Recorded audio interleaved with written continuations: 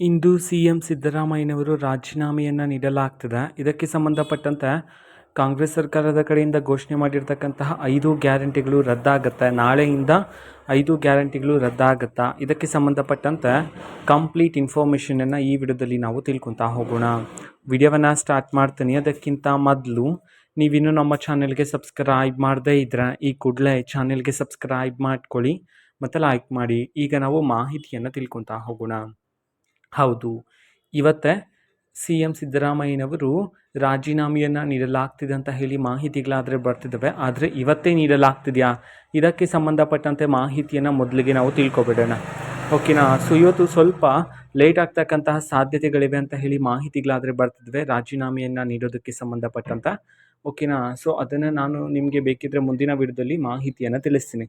ಓಕೆನಾ? ಸೊ ಸದ್ಯಕ್ಕೆ ಇವತ್ತು ರಾಜೀನಾಮೆಯನ್ನು ನೀಡಲಾಗ್ತಿದೆ ಅಂತ ಹೇಳಿ ಹಲವಾರು ಮಾಹಿತಿಗಳಾದರೆ ಬರ್ತಿದ್ದಾವೆ.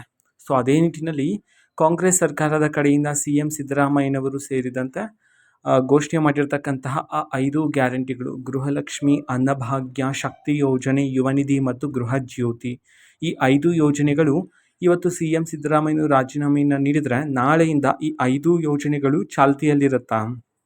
ಅದೇ ರೀತಿ 5 ಗ್ಯಾರಂಟಿಗಳು ಬಂದಾಗುತ್ತಾ?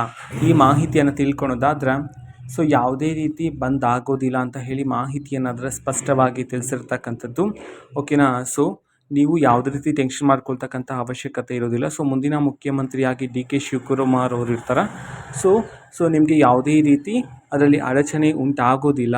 ಸೊ ನಿಮಗೆ ಈ ಹಿಂದೆ ಯಾವ ರೀತಿ ಬರ್ತಿತ್ತೋ 5 ಗ್ಯಾರಂಟಿಗಳ ಫಲ, ಸೊ ಅದೇ ರೀತಿ ಸಿಗುತ್ತೆ ಅಂತ ಹೇಳಿ ಇದೀಗ ಸ್ಪಷ್ಟನೆಯನ್ನಾದರೆ ನೀಡಿರ್ತಕ್ಕಂಥದ್ದು. ಹಾಗಾಗಿ ಯಾರೂ ಸಹ ಟೆನ್ಷನ್ ಮಾಡ್ಕೊಳ್ತಕ್ಕಂತಹ ಅವಶ್ಯಕತೆ ಇರೋದಿಲ್ಲ.